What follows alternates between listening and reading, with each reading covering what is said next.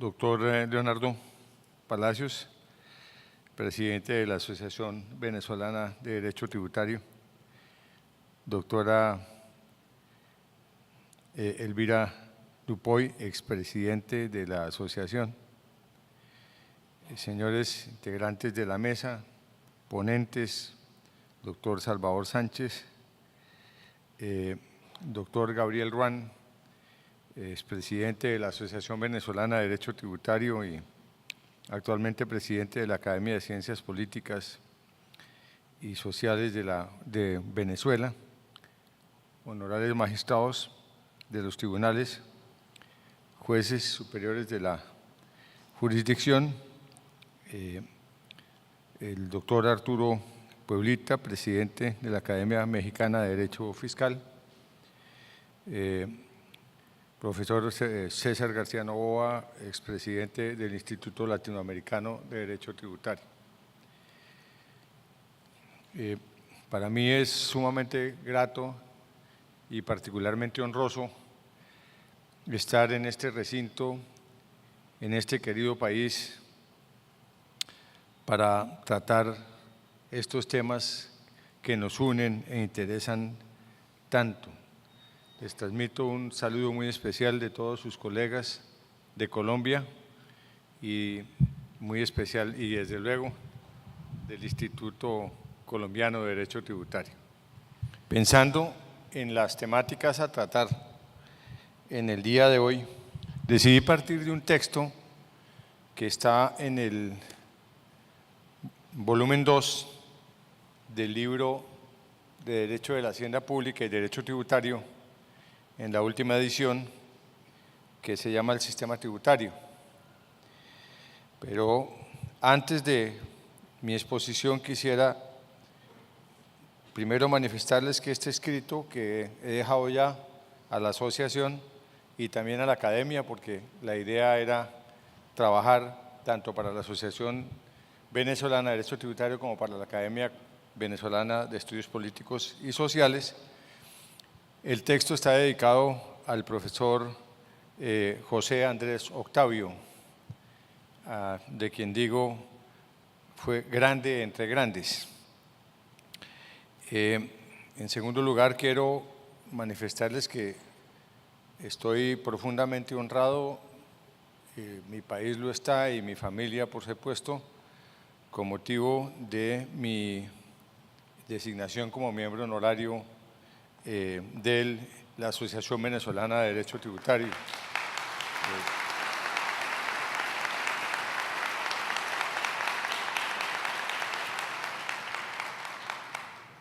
Igualmente lo estoy, y en grado sumo, como miembro correspondiente extranjero de la Academia Venezolana de Estudios Políticos y Sociales.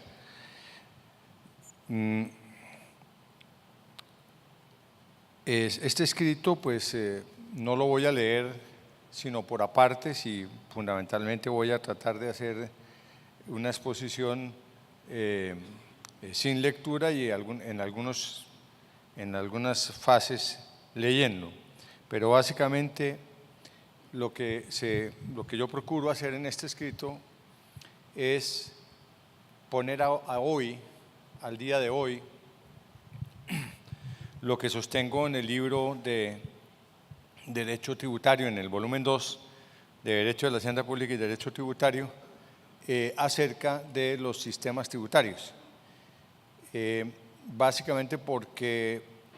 mucho ha corrido bajo el puente después de la clasificación que obró como referente para mí, que es la que en los años 70 hacía Pierre Beltrán, el profesor de Marsella, sobre sistemas fiscales de los países de economía de mercado y sistemas fiscales de los países colectivistas. Voy a leer las primeras páginas. El título con el que empieza se llama La decadencia del colectivismo procomunista y los cauces que debe seguir la hacienda pública de la democracia liberal. Los tributos, como lo he reiterado en numerosos escritos, no se pueden concebir ni estructurar sin una conciencia plena sobre su estrecha relación con los fines del Estado en general y con el gasto público en particular. Abordarlos exclusivamente a partir de sus elementos jurídicos esenciales, sin mayores consideraciones sobre las bases políticas y la realidad económica y social que les da sentido y con la cual se relacionan, conlleva el vaciamiento de su contenido y una suerte de extrañamiento en los medios que en nada ayuda a las finanzas públicas. Ya no son de recibo las viejas tesis sobre la finalidad exclusivamente financiera del tributo, y es hora, en esa misma línea, de superar las pretensiones de pureza que reclaman los estudiosos del derecho tributario, una visión estrictamente limitada a la institución del tributo y las condiciones en que ha de ser recaudado. Cierto es que a lo largo de la historia del derecho tributario hemos visto transitar a la doctrina, particularmente en Europa, de su comprensión como parte integral de las finanzas públicas a los discursos que enfatizan en su descontaminación de los factores económicos, sociales y políticos con los cuales se relacionan, en aras de auspiciar una profundización rigurosa y estrictamente jurídica, sea desde la perspectiva del hecho imponible, sea desde la óptica del procedimiento tributario y las reglas de liquidación y recaudación. Cierto es también que contra los planteamientos de impronta napolitana sobre la unidad del derecho financiero o de la hacienda pública, surgieron en buena parte de Europa y puede decirse que han venido reinando por varios lustros las posturas que niegan tal unidad o la consideran excesivamente ambiciosa por la amplitud temática que le es propia para postular solamente la autonomía del derecho tributario. Sobre ese debate hay ya una nutrida bibliografía a la cual me refiero en detalle en el volumen 2 de la obra Derecho de la Hacienda Pública y Derecho Tributario. Empero, la fuerza inevitable de la historia siempre ha conducido, y la temática que nos atañe no puede ser la excepción, a la superación dialéctica de los extremos en una fase que los sublima, que los conserva, pero al mismo tiempo los supera en un ámbito de la biografía del espíritu, en el ámbito de la biografía del espíritu universal y del espíritu nacional que dice Hegel. La síntesis por la que hoy transitamos, de modo muy especial en América Latina, en lo que a los dos comentados extremos atañe, reclama una concepción del derecho tributario y con él del impuesto como su referente fundamental, como una subespecialidad autónoma, pero relativamente, con principios propios, que participa de una rama más amplia como es el derecho financiero o de la hacienda pública. El derecho tributario es acaso la más importante de las ramas que comprende el derecho de la hacienda pública, y así debe ser abordado, para que se entienda en cabal forma y se asimile lo que verdaderamente representan los tributos como instrumentos fundamentales para las políticas públicas. Mas no se trata de volver aquí a esas disquisiciones académicas. Si se insiste en la cuestión es porque, a partir de la sublimación dialéctica a que aquí se alude, cualquier reflexión que hoy se haya de acometer en torno al sistema tributario debe tener como contexto el sistema de la hacienda pública en general. Aún más, cualquier estudio en torno al sistema de la hacienda pública debe tener como contexto el sistema político al cual corresponde. De otra manera, se camina en el vacío, sin ningún horizonte.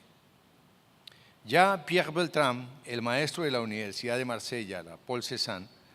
en su clásica obra Los sistemas fiscales de los años 70, hizo precisiones muy pertinentes sobre la distinción entre los sistemas fiscales de los regímenes colectivistas y de economía de mercado, por una parte,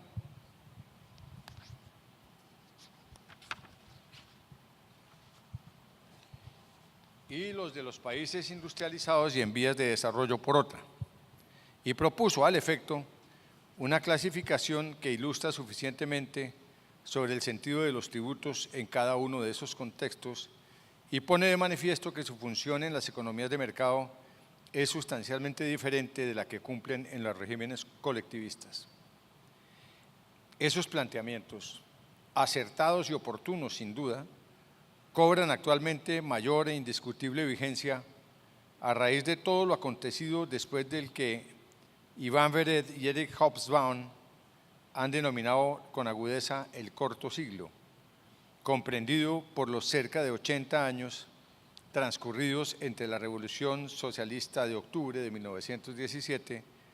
y la durante décadas impredecible, pero a la postre inevitable, disolución del totalitarismo soviético a finales de 1991. En 2017 se acaba de cumplir el primer centenario de la Revolución de Octubre, como en una coincidencia que no sobra destacar, el 31 de octubre se arribó al quinto centenario de la fijación de las 95 tesis de Martín Lutero en la Catedral de Wittenberg y con ella del nacimiento oficial del protestantismo. La primera, la revolución bolchevique, había proclamado para el mundo el paradigma de la dictadura socialista del proletariado en pro del comunismo integral en un solo país y no en el mundo entero, en contraste con lo proclamado por el marxismo original y el trotskismo. La segunda, la del reformador Lutero, al decir de Weber y muchos de sus seguidores, albergaría en sus cimientos el oleaje que inspiró el espíritu del capitalismo. En 1991, y de modo más ostensible en 1992, el dogma de la dictadura del proletariado y con él la realidad del totalitarismo burocrático de izquierda de los soviets quedó definitivamente desvirtuado por los hechos y la economía de mercado, esencia del capitalismo, puso en evidencia que el anuncio marxista-leninista del tránsito inexorable del socialismo al comunismo no pasó de ser un propósito, un sueño, una idea, por sublime que fuera, y el mundo, en particular en Occidente y en sentido más amplio en las democracias liberales, se debía preparar para asimilar en Europa Oriental la inminencia del tránsito del socialismo a la economía de mercado. Fukuyama llegó a decir, sin reparar en que la biografía del espíritu universal continúa con su despliegue por el mundo mientras exista el hombre, que con lo acontecido al final del corto siglo arribamos al fin de la historia constituido por el reino de la libertad y la economía de mercado. No se trata de no es tarea de los intérpretes de lo acontecido anunciar el porvenir, pero sí nos corresponde ser coherentes con la síntesis por la que transitamos y no desplazarnos a espaldas de la dialéctica. Lo que hoy se ha impuesto en las democracias liberales es la economía de mercado, aunque en gran parte gracias a la impronta del humanista Marx y su legado, sobre una base social que ha de inspirarla como condición insalvable para su subsistencia. Como el mismo Marx con Engels lo advertía con indudable acierto, mal hace quien se empeña en echar hacia atrás la rueda de la historia.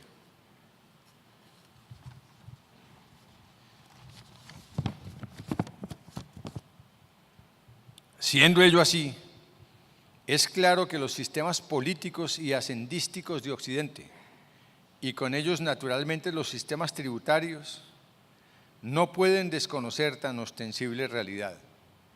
Todas sus expresiones en lo que concierne al ingreso, al gasto, la deuda pública y la política monetaria y fiscal del Estado deben estar inspiradas en esa fase por la que transita nuestra historia y ser armónicas y coherentes de principio a fin. Los instrumentos de que se vale el Estado para trazar el curso de la hacienda pública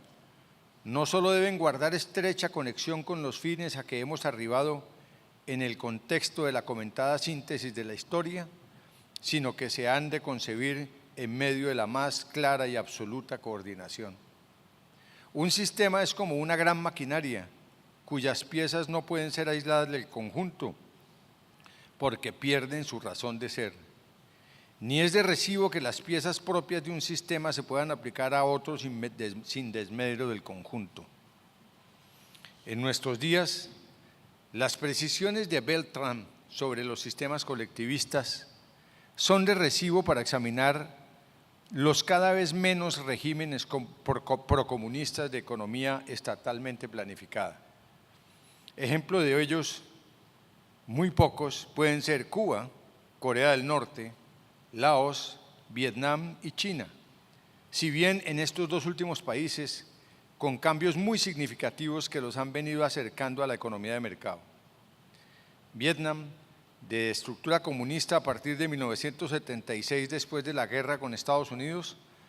ha adoptado medidas de privatización y apertura a la inversión de capital del exterior y a las exportaciones con efectos destacados en su economía.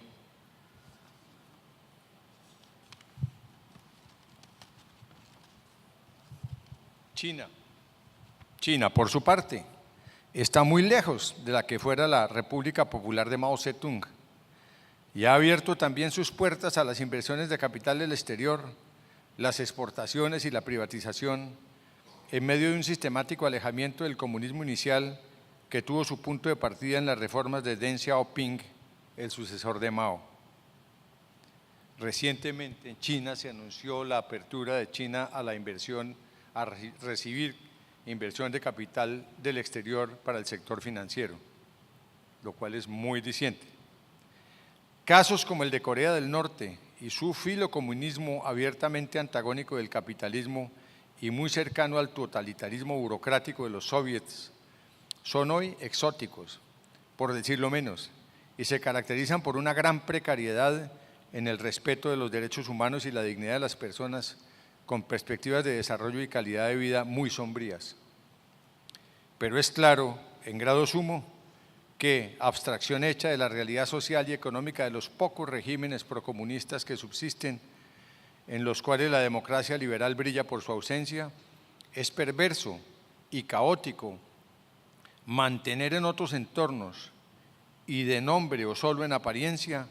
una economía de mercado que no es realmente posible ni viable en un contexto de inseguridad jurídica y afrenta permanente a la libertad de empresa a nombre de ideales y proclamas ambiguos, pero de raigambre procomunista, en los cuales nada o muy poco se puede esperar de las inversiones privadas. En contextos como ese, marcados por la incertidumbre, el caos se abre camino y todos los indicadores macroeconómicos, microeconómicos y sociales suelen arrojar cifras escalofriantes y el panorama se torna oscuro y sin esperanzas. En el escenario de la democracia liberal que impera en el mundo como expresión del espíritu universal, con respeto pleno de los derechos humanos de libertad y esfuerzo ininterrumpido por la garantía y el disfrute integral de los derechos sociales o de justicia, no solo es posible, sino necesario y conveniente que haya planteamientos de izquierda, de derecha y de centro, pero no al amparo de los superados discursos de la revolución violenta, la dictadura del proletariado o el desafío a los propietarios y a la empresa, por un lado,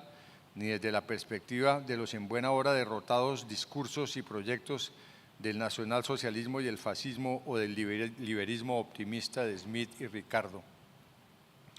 La biografía del espíritu se afirma en la síntesis a que aquí se alude, en la libertad y el respeto de los derechos y la dignidad de las personas como condiciones básicas para la vida en sociedad, en la efectividad en el ejercicio del derecho al trabajo, a la educación y a la vivienda, en la posibilidad clara de la libre competencia y la libertad de empresa. Así entendida, la democracia liberal surge como referente fundamental para las posiciones de derecha e izquierda que se suman alrededor de la igualdad en sus más variadas manifestaciones. Igualdad de nacionales y extranjeros, igualdad en el tratamiento de las diferentes etnias y razas, proscripción de las diferencias de género por género o por creencias. Ya no corresponde a la historia diferenciar a la izquierda de la derecha a partir de la contradicción entre la propiedad colectiva y la propiedad privada. La caída del muro de Berlín y el desmoronamiento de los regímenes totalitarios filocomunistas de Europa Oriental y, en definitiva, de la Unión Soviética, son hechos contundentes que impiden volver al extremismo bolchevique y la entronización en el poder de burócratas inamovibles que no tienen más límites en sus acciones que su férrea voluntad, por encima de los derechos de las personas y en medio de una tristeza colectiva tras de la cual los corruptos encuentran terreno abonado y expedito para arropar sus desmedidas e ilícitas ambiciones con discursos populistas que tienen el estigma del engaño colectivo. La izquierda de hoy puede y debe reclamar reivindicaciones sociales y económicas en beneficio de los marginados, muchos de ellos abandonados a su suerte, en especial en los países en vía de desarrollo, pero no puede ni debe aspirar a aniquilar la propiedad privada y convertir las empresas, verdaderos motores de la economía, en botines burocráticos al servicio de políticas trasnochadas y fracasadas de estatización. Su norte, como bien lo apunta Norberto Bobbio, es procurar la igualdad en el sentido ya expresado aquí, no el comunismo integral ni la igualación forzada de todos los integrantes de la sociedad, más allá de los méritos y aptitudes individuales. El amordazamiento de la empresa y la negación de sus derechos arrasa con la economía irremediablemente, desestimula la inversión, conlleva la fuga de capitales y aumenta en condiciones dramáticas los contingentes de personas sin empleo y sin esperanza, brutalmente amenazadas por el infierno de la miseria. ¿Cómo no traer al texto lo que anotó el ilustre historiador Francisco Rodríguez Adrados con motivo de la hecatombe del socialismo de los soviets? Dice Rodríguez Adrados, comillas, en realidad desde mucho antes había podido vislumbrarse lo artificial del sistema de poder soviético interno e internacional, asentado sobre las bayonetas y una necia propaganda, y su fracaso económico y sus patéticos esfuerzos de apertura. Los que hemos viajado en estos años por el imperio soviético lo veíamos claramente, cierra comillas de Rodríguez Adrados. Sigue mi texto. Ya no es posible auspiciar igualaciones por lo bajo, a partir del empobrecimiento de los ricos y la anulación de la iniciativa privada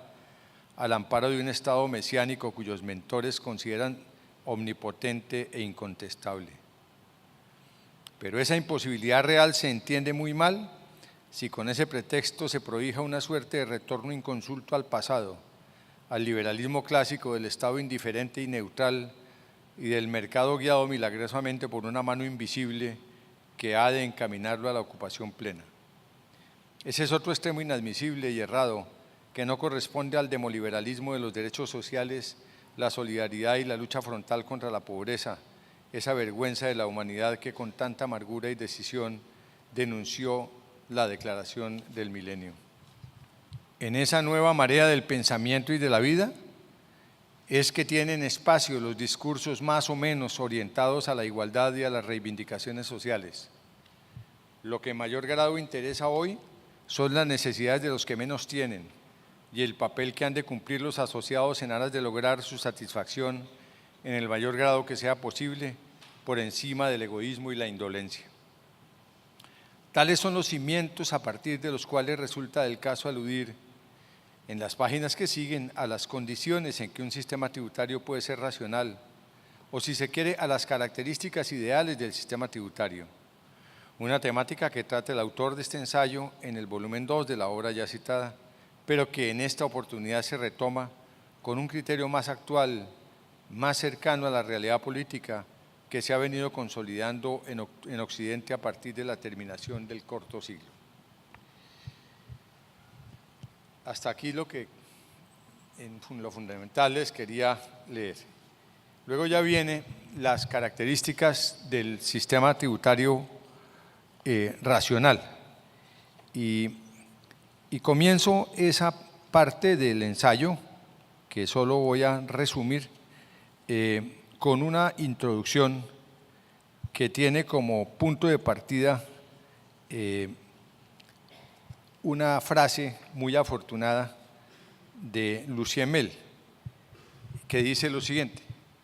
cuando el Estado no es nada, el impuesto no es nada. Y cuando el Estado lo es todo, el impuesto tampoco es nada. Cuando el Estado no es nada, el impuesto no es nada,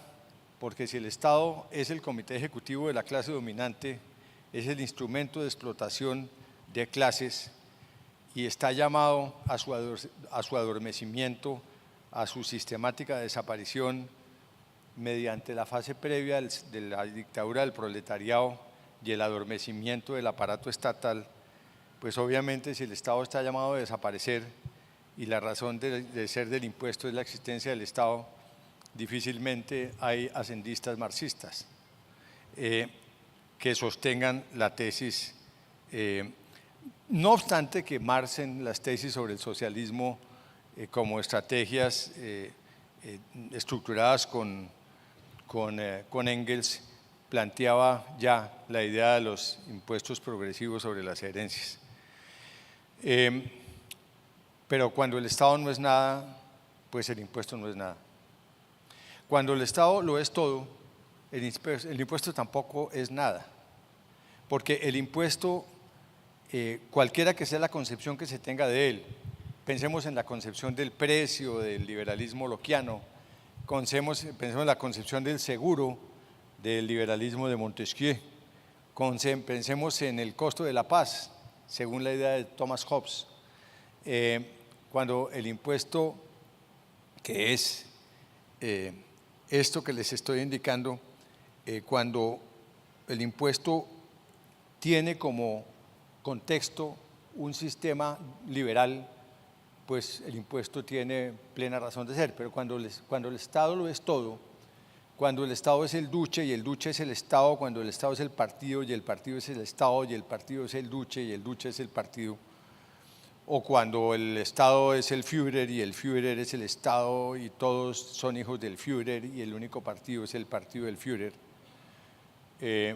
pues el impuesto no es nada. Y no es nada porque el impuesto simplemente es lo que dicte el capricho del líder carismático de la mascota del pueblo, del Mesías nacional elevado a la condición de duce o Führer o dictador. Ahí el impuesto no es nada. No hay deliberación, no hay representación, no hay discusión. Se hace lo que el Führer diga, lo que el duce mande, lo que el dictador disponga, y se deja de hacer lo uno o lo otro, y el gasto es secreto, no público. Y el presupuesto transita a espaldas de los asociados. Cuando el Estado lo es todo, el impuesto no es nada. Pero cuando el Estado es un Estado de la democracia liberal, el impuesto es su gran basamento. Y aquí, en esta parte, yo digo, cuando el Estado está al servicio de la democracia y de la libertad, el impuesto es su gran instrumento. Cuando el Estado es el resguardo de la libertad y no se pretende que sea todo ni se reclama su desaparición, cuando su existencia se reconoce como base de la vida en sociedad, como garantía de los derechos individuales y colectivos y paradigma de la libertad, cuando se afirma como el poder jurídicamente organizado, pero no se admite en absoluto su intromisión en la vida de los asociados, ni se vislumbra como un instrumento de explotación de clases, sino como fundamento del ser colectivo. Cuando no hay mesías alguno que sostengan los alabarderos y aduladores e imponga su voluntad a sangre y fuego o simplemente al amparo de la confusión generalizada, el impuesto adquiere su más acabada y profunda expresión. Es el ámbito de la democracia liberal, del Estado de Derecho, del Estado social y constitucional de derecho, de la garantía de los derechos fundamentales y la propiedad privada, pero sin perjuicio de su función ecológica y social. El impuesto de la democracia liberal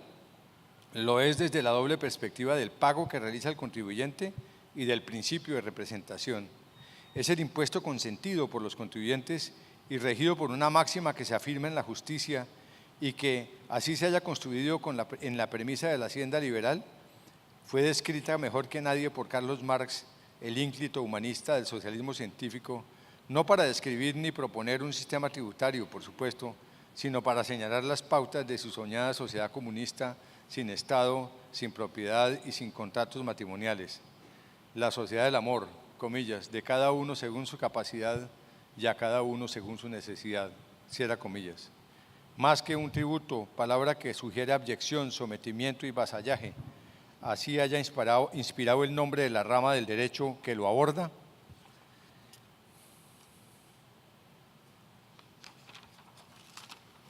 El impuesto de la democracia liberal es una contribución en el más profundo sentido de la palabra. El deudor del impuesto,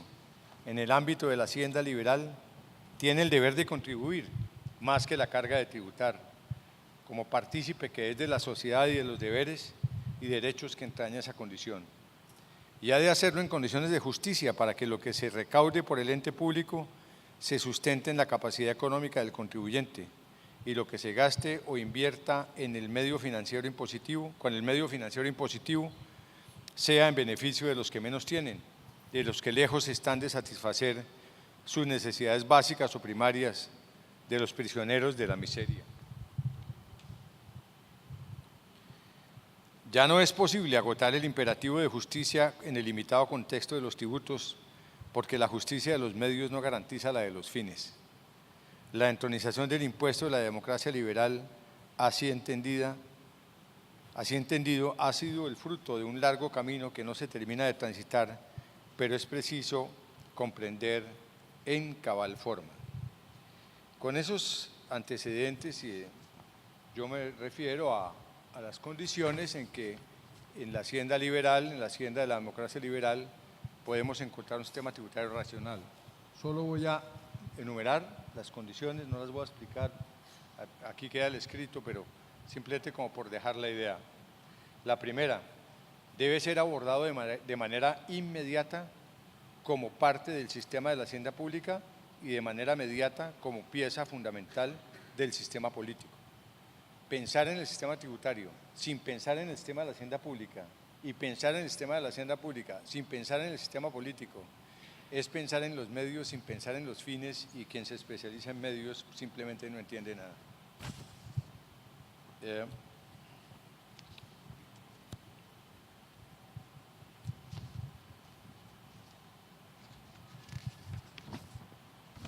En segundo lugar, el sistema tributario racional debe contar con un código de principios básicos y definiciones fundamentales que tenga una entidad jerárquicamente superior a la de las leyes ordinarias tributarias. De las muchas ventajas que incluye un código, como disminuir la litigiosidad, como establecer definiciones precisas sobre las instituciones básicas del derecho tributario, como establecer claramente el desarrollo de los principios constitucionales y el procedimiento. Tengo que mencionar una en particular a la que tendremos que dedicarle mucho tiempo y muchos esfuerzos, que es la de los mecanismos alternativos de solución de conflictos en materia tributaria, que pueden estar regulados en el código. Las normas que regulan al sistema como un todo y a cada tributo en particular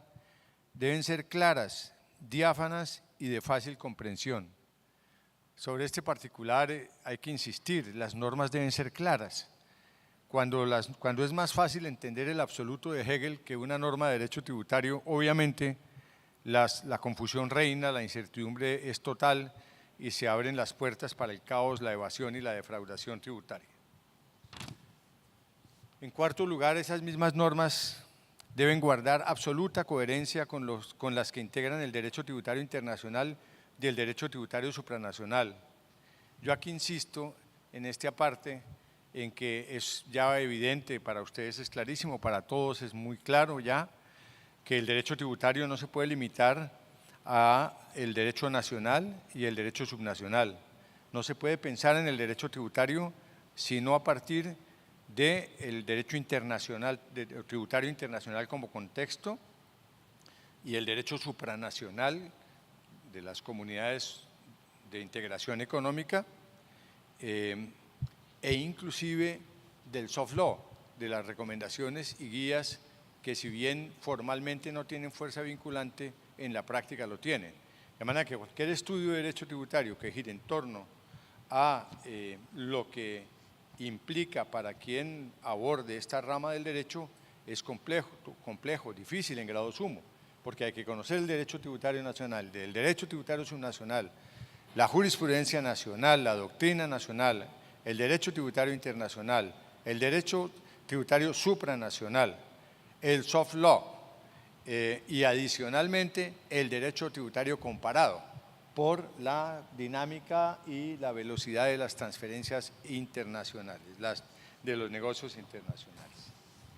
En quinto lugar, para el legislador, los operadores del derecho tributario, los contribuyentes, deudores y responsables, sustitutos, agentes de percepción y agentes de retención tributarios, y para la sociedad toda, debe haber absoluta claridad sobre los fines que justifican a los diversos impuestos y tributos que en general conforman el sistema tributario. Esto lo llamo yo aquí la base de la conciencia ética, la cultura y la moral tributaria. Si el contribuyente no es consciente sobre cuáles son los fines inmediatos del impuesto que paga, si el contribuyente no es consciente sobre los fines generales que procura el sistema político al cual nutre el sistema tributario como parte del sistema de la hacienda pública, si el contribuyente no tiene claros esos fines, pues difícilmente se le puede pedir que piense en los tributos de una manera distinta a la que suele presentarse, la de carga, que no hay más remedio que soportar. Si queremos una cultura de cumplimiento de la obligación tributaria, debemos transmitir una cultura de conocimiento profundo de la relación del impuesto con el gasto, del sistema tributario con el sistema de la hacienda, del sistema de la hacienda con el sistema político, de los fines con los medios, por todas las vías que sean del caso. En sexto lugar, los impuestos y tributos que integran el sistema tributario deben ser establecidos por el órgano de representación popular habilitado para ese fin. Este es un tema en el que quiero ser enfático. El principio no taxation without representation, y lo digo ese porque es el gran sentido. No puede haber impuesto sin representación. Ese principio que en los tiempos del señor John Locke y en los tiempos de David Hume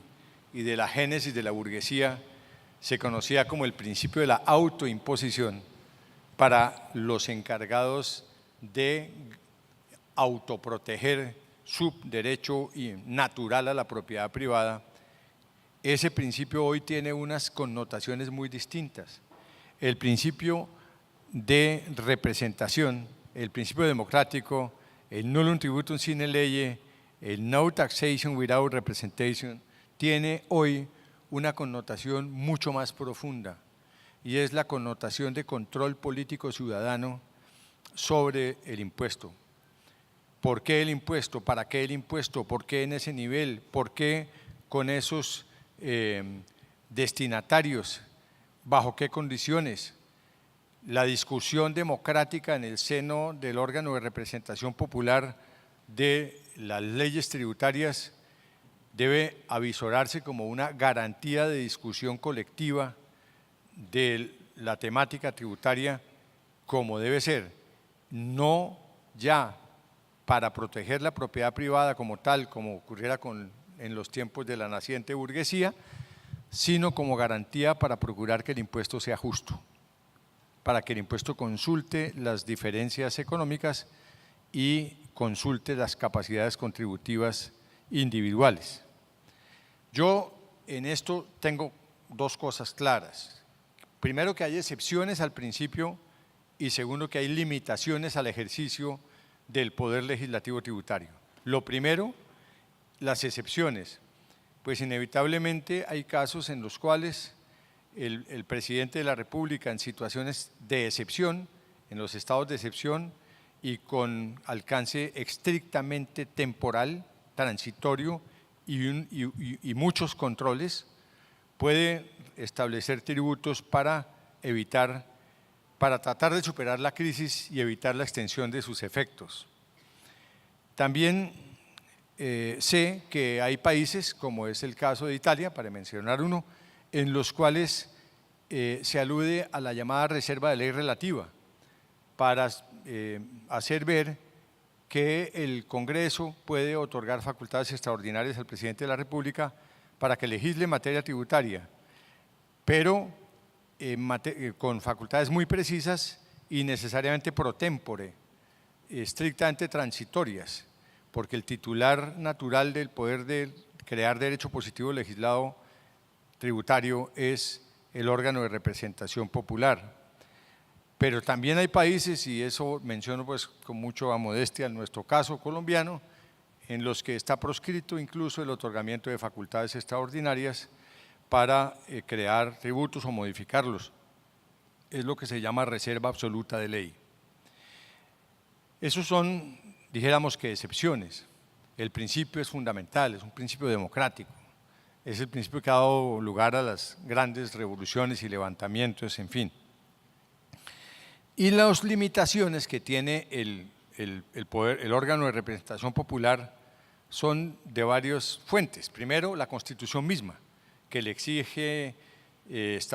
consultar el principio de justicia y la capacidad contributiva, que le impide la retroactividad en materia tributaria o legislar de manera que se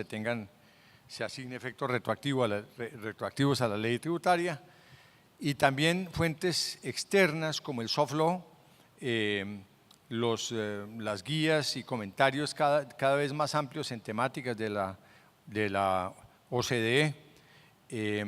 los tratados internacionales que pues desde luego también limitan la acción del legislador y desde luego las disposiciones supranacionales. Todo esto es cierto, pero eso no quiere decir que no debamos seguir enarbolando y defendiendo el principio no taxation without representation. Y siempre recuerdo en estos temas a quienes dicen, no, qué bueno, unas facultades extraordinarias para que mediante decretos muy técnicos, elaborados por técnicos, quede muy bien estructurada la tributación. Eso es lo que James Buchanan llama la tentación totalitaria del intelectual. En séptimo lugar, los impuestos directos e indirectos que integran el sistema deben participar en un conjunto coordinado y armónico en el que reinen la equidad, la eficiencia y la progresividad. El impuesto único es un sueño, es un imposible, se requieren impuestos directos e indirectos y ambos pueden ser progresivos. No solo los directos, no solo el impuesto de renta mediante las alícuotas progresivas, el IVA también con exención de bienes de primera y servicios de primera necesidad, tarifas diferenciales más bajas para bienes que integran consumos significativos de las clases de menos recursos y tarifas más altas o impuestos selectivos o complementarios del IVA para los consumos suntuarios. Eso es factible. Nunca se puede perder de vista que el contribuyente es uno solo y una sola es su capacidad contributiva. Mal se puede dejar que marchen al garete todos los potenciales titulares de poder tributario originario o derivado. Los países que establecen para los municipios y departamentos o provincias o estados subnacionales el poder de crear tributos, así sea bajo los parámetros previstos de manera amplia o espaciada por parte de la ley, deben tener muy presente esto. Y es que en donde exista, como es nuestro caso, por ejemplo, en Colombia, una concurrencia de órganos creando tributos a nivel nacional, departamental y municipal, cada uno en pos de lo suyo, buscando lo suyo, pero sin pensar en el contribuyente, violan esa máxima. Y es que el contribuyente es uno solo y una sola es su capacidad contributiva. Agrego también que el sistema tributario racional implica tener una administración tributaria fuerte. No tiene sentido que se procuren ahorros o se proclamen o se anuncie austeridad respecto de la administración tributaria. Un país con 47 millones de habitantes como es Colombia debe tener por lo menos 25.000 funcionarios en la administración. Y buena parte de esos funcionarios deberían estar cumpliendo funciones de fiscalización. Sin embargo, Colombia tiene 7.000 funcionarios y 2.000 de ellos son supernumerarios. Así no puede funcionar una administración tributaria. Finalmente, insisto aquí en este ensayo en la necesidad de que la vía gubernativa tributaria se ventile, así sea dentro de la rama ejecutiva del Poder Público, ante un órgano independiente de la administración tributaria. Esto es algo que se ha logrado en varios países de América Latina. En Colombia no lo tenemos y en varios países no lo tenemos, pero no tiene ningún tipo no ofrece ningún tipo de garantía ni seguridad a los contribuyentes el hecho de que la misma administración que liquida oficialmente los tributos sea la que resuelve en la vía administrativa los recursos que contra ellos se interponen. Bueno, he tratado de hacer un pequeño resumen de este escrito del sistema tributario de la democracia liberal, dedicado a don Andrés Octavio, y ya pues ojalá, espero que les sea útil, lo dejo a la asociación para su posterior publicación. Les repito que me siento muy honrado, no solo por esos nombramientos tan generosos conmigo, sino además pues por estar aquí en este querido país y compartir esos nombramientos con una persona a la cual admiro y aprecio profundamente, como es César García Novoa. Un abrazo, muchas gracias.